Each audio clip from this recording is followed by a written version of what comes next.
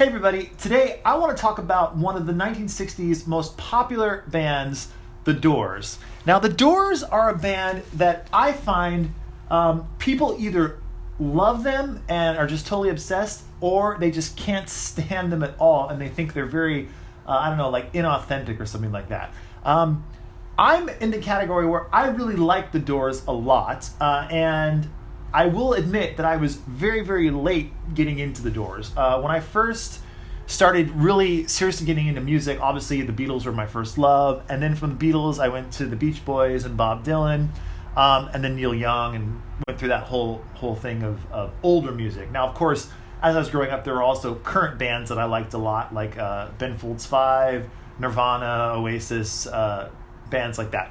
But as far as discovering music that was before my time, it was the Beatles and Beach Boys and Dylan, which is, I think, pretty common for a lot of people who are my age.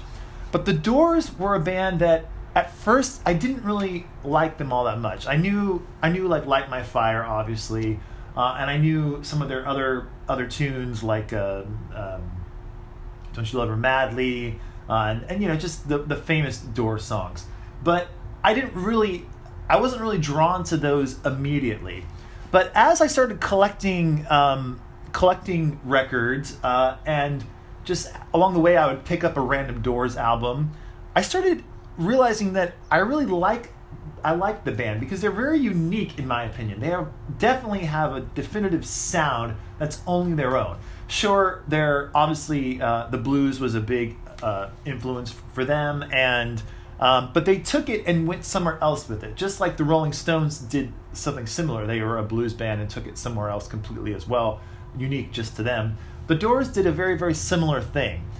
So what I want to do is show you my Doors collection. I have all of their studio albums with Jim Morrison, and just talk about how each album and what I think about each album. So first off, and let me just make a disclaimer here that obviously, when it comes to like the Beatles or Bob Dylan or something like that, I will fully admit that I'm obsessed with the Beatles and Dylan and all that kind of stuff. So when I talk about the Beatles, I feel pretty certain that the information I'm giving is pretty accurate. But a band like the Doors, while I like their music a lot and I have some knowledge about their stuff, everything I'm saying here, I hope it's accurate and correct. So please, in the comments below, correct me if I happen to be wrong, because I probably will be. So their debut album, simply titled The Doors, and this happens to be an original. It's not a first pressing, but I believe it's at least, I think it's like maybe like a 68 pressing or something like that. But it's on the original gold Elektra label, and it's not in the absolute best shape, but that's the gold Elektra label, and the sun is really shining there. You can see it better if I put it not in the sun. And from my understanding, the best sounding version of this album is on this gold Elektra label with the big E. That's the one you want to pick up. And there is a mono version of this album as well. I don't own that, but I've heard the mono version, and it also sounds good. I know, like, the label Sundazed, they put out, I believe it was Sundazed, they put out a repressing of the original mono pressing of the album. I can't get that back in there right now, so I'm not going to worry about it. And that mono pressing, that I have heard that, it does sound really, really good. And the other thing that I've heard about this album is that I believe that these original, all the original pressings of this album, they play either a little bit fast, so they're not exactly the correct speed. So when they were mastering the album and cutting it to vinyl, they had the master tape running just like a hair fast, or maybe it could be the opposite. Maybe it's running a bit slow. Either way, the true speed at which the album was made is not what's represented on the vinyl, but it's the version that we all know and love. This first album, I will admit, while I like it, it's not my favorite Doors album. It definitely has some big songs on it, like Light My Fire, Break On Through, and The End. I like the song The End a lot. So, not my favorite Doors album. Here's Bob. Not my favorite Doors album, but I definitely like it, and it's definitely essential. And obviously for a debut album, it's fantastic. The next album, The Doors' Strange Days, and I really like this album a lot. Of their early stuff, this is definitely my favorite of their early albums. It's got the song Strange Days, Moonlight Drive, I like a whole lot. People Are Strange is amazing.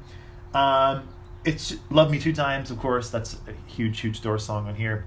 It's just got a really cool sound to it. And I gotta mention that their producer, Paul Rothchild, he got such an interesting sound and a definitive 60s hard rock sound is how I would describe it. Just really kind of in-your-face drums and organ and electric piano. Just fantastic production. And that's one thing to be said about these Doors albums. They were recorded very well. And if you get a good pressing, they sound really good. And this one happens to be on, again, the gold Elektra label. And like I said, from my knowledge, these are the best pressings to try to get the gold Elektra label. There were some reissues of the Doors albums. I think it was in maybe the late 70s to early 80s that are on the red Elektra label with a little e, and those are, from my experience, they do not sound very good. Here comes Bob, by the way. Little Bob edit there. Anyway, so there were some pressings from the 80s, late 70s, early 80s, I believe, on the red Elektra label with a small e, and those, from my experience, do not sound very good. They're very kind of flat sounding, and if you get an original pressing of the album and compare it to that, it's just like night and day. So anyway, Strange Days I like a lot.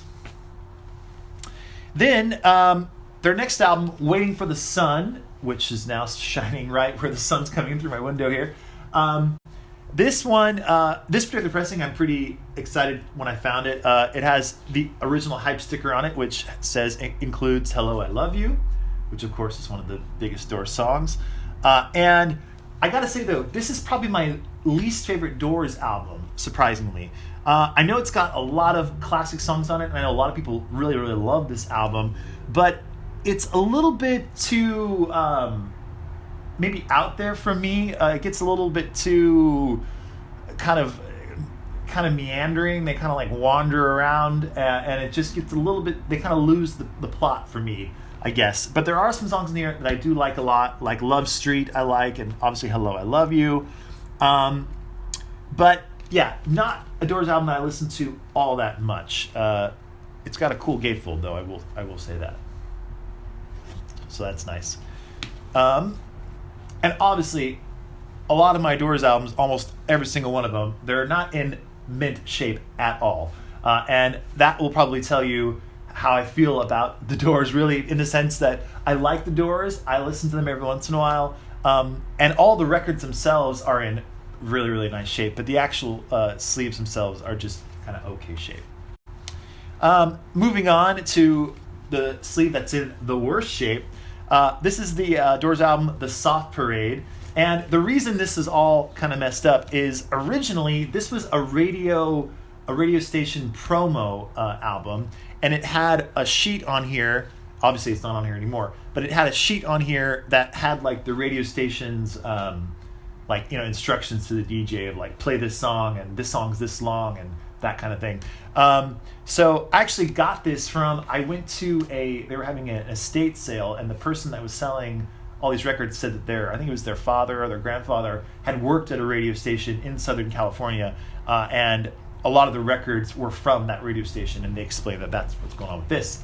And this is a promo, it does have a promo sticker on the actual, on the label of the record, and this is a Doors album that I think gets really misunderstood, and it's a Doors album that I like a lot. It's definitely their most their slickest. It's kind of overproduced, I would say. It's got horns and strings on some songs, and I know a lot of people don't like it because of that. I actually enjoy that. I think it's kind of a cool little diversion that the Doors went on here. And they only did it this one time, so I like this record a whole lot.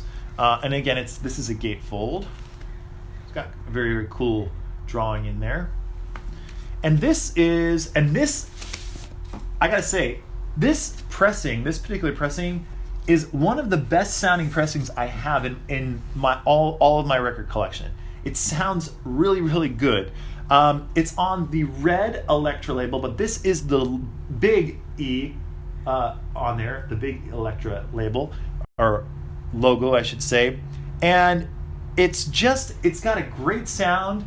It's very, very present, is what I would say. Excellent low end. It's crystal clear. And it's just a lot of fun to listen to. And I like a lot of these songs on this album. Tell All the People is great. Touch Me is obviously a classic Doors song. I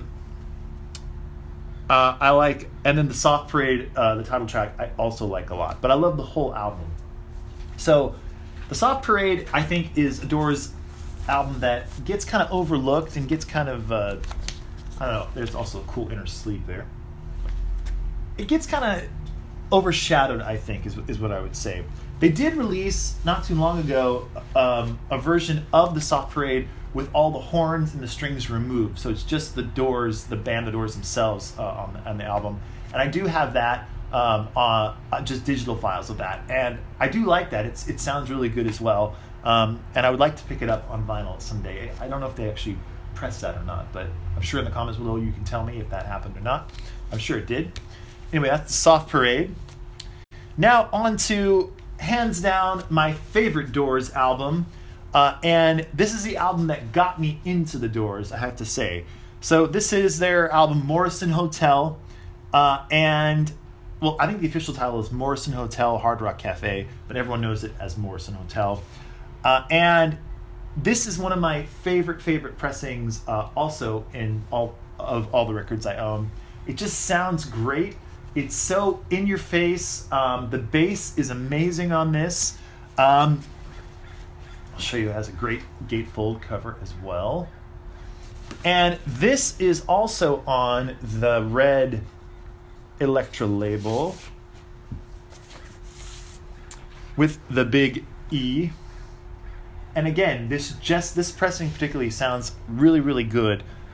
It's got, and if you care to know what the matrix number is, this side 1 is -2A and side 2 is also -2A. And I don't know if that's considered to be the best pressing of this album, but for me, and I own about 3 other pressings of this album, this one beats them all hands down. Roadhouse Blues on here absolutely just fills the room and sounds amazing. It's one of the songs that I'll play for people who've never really listened to like a good sounding pressing before, or listened to music on like a hi-fi stereo system. I'll put on Roadhouse Blues if I know they like a hard rock type song, and it almost always blows them away. They're always just amazed at how good it sounds, and it really, really does. But this whole album's got great songs on it. Bob is really in this video a lot today here. Okay. But this has some amazing songs on it. Waiting for the Sun is on here, even though that's the name of one of their previous albums. The actual song is on this album, and I like that song a lot. You Make Me Real is great. Peace Frog is amazing. Another Bob edit. Peace Frog, like I said, is fantastic. Blue Sunday, Ship of Fools. Basically, every single song on this album, I could list every single one, and I like them a whole lot. So this is definitely my favorite Doors album. And I think a lot of people cite this as their favorite Doors album. So Morrison Hotel is excellent. And the last album they made with Jim Morrison, this is LA Woman. And I also really like this album a lot. And this one also sounds great. This was recorded actually in the Doors rehearsal studio, I believe. I could be wrong about this, but in their rehearsal studio. And Jim Morrison recorded most of the vocals in the bathroom of their, it's basically an office building. And it just has a very unique sound, a very up close and kind of personal sound. And I really, really like this album a whole lot. This happens to be an original pressing, and it sounds excellent as well. And I highly recommend LA Woman if you have never heard this album. Now, this particular sleeve is in pretty rough shape. I had to fix this up. It got completely ripped when I found it in the record store. And most of them are hard to find in good shape. But this is on the Elektra Butterfly label.